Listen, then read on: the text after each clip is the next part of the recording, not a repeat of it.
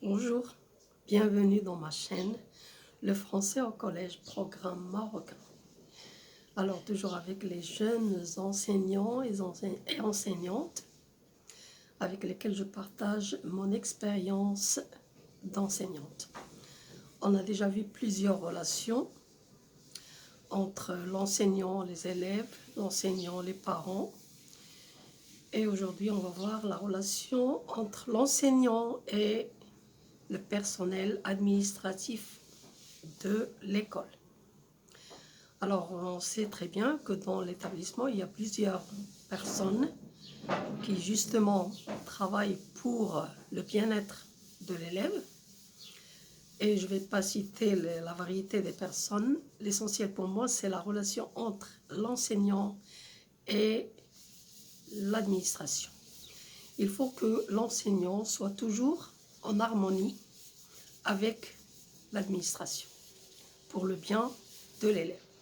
Donc, informer l'administration sur tout ce qui se passe en classe, surtout en ce qui concerne le comportement d'un élève, pour chercher quelle est la raison ou bien quelle est la cause de ce comportement. Donc l'enseignant et le surveillant général, surtout, pardon, ils essaient toujours d'arriver à un point commun, à une idée, à un consentement pour le comprendre justement cet élève. Le surveillant général surveille le comportement de l'élève en dehors de la classe et l'enseignant c'est à l'intérieur de la classe. Mais il faut qu'il y ait un échange d'informations, surtout quand il y a un problème. Ceci d'une part. Et entre l'enseignant et le personnel de l'administration, il faut qu'il y ait un respect, un échange de respect, un échange d'estime, oui, et de sincérité aussi. Alors maintenant, quand est-ce qu'on a recours à l'administration? Il ne faut pas aller chercher le surveillant à chaque problème, au moindre problème dans la classe. Il faut toujours essayer de régler le problème à l'intérieur de la classe quand c'est possible. Et on arrive toujours avec les méthodes que j'ai déjà présentées. Mais si le problème est vraiment grave, là, on fait appel à l'administration et ce n'est pas pour punir l'élève, non, c'est pour chercher, c'est pour discuter avec l'élève, c'est pour chercher les raisons de son comportement, les raisons de, par exemple, de sa régression dans le niveau de travail.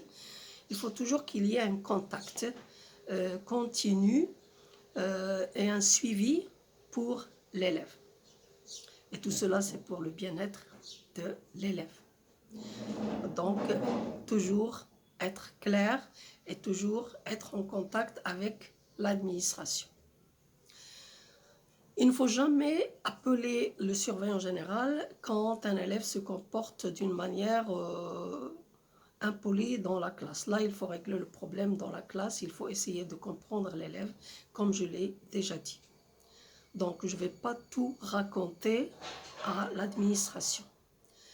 Pour les notes, on ne doit pas noter l'élève selon son comportement. On note le travail de l'élève. Oui, donc il faut distinguer, il faut séparer les choses. Il y a l'élève, il y a la personne, il y a l'enfant, il y a son travail.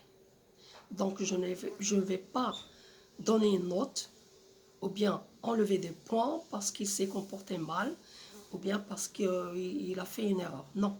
Donc il faut distinguer les choses. Et là, je dirais une chose, c'est que les élèves, ils remarquent très bien cette réaction du professeur. Donc il ne faut pas se venger de l'élève à travers les notes.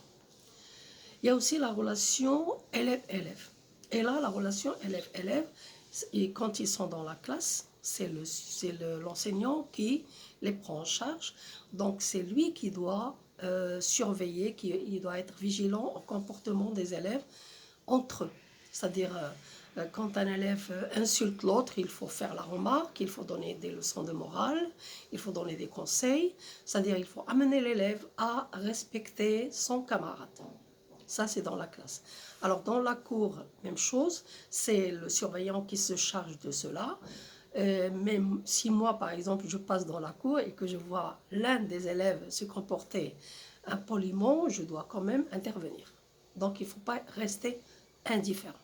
Parce que tous les adultes qui sont dans un établissement, ils sont tous responsables justement de cette formation de l'enfant qui va devenir demain l'individu ou bien la personne du futur, la personne qui va prendre la relève dans tous les domaines de la vie.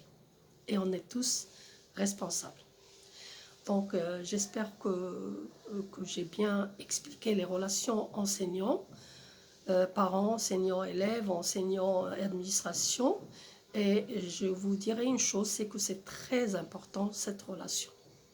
Quand on a une bonne relation avec toutes ces personnes, le train marche bien et le travail réussit. Alors j'espère que vous avez profité de mon expérience à travers ces vidéos. Bien sûr, je vais commencer bientôt avec les élèves une série de révisions, de soutien, avant que l'année ne reprenne. Et je commencerai aussi une série de leçons modèles, enfin modèles entre parenthèses, des leçons pour les jeunes enseignants. Comment présenter une leçon de grammaire, comment présenter une leçon de lecture et ainsi de suite. Et je vous partagerai avec vous la méthode que j'emploie dans ma classe. À la prochaine fois, je vous souhaite une bonne réussite dans votre carrière et une bonne reprise de classe.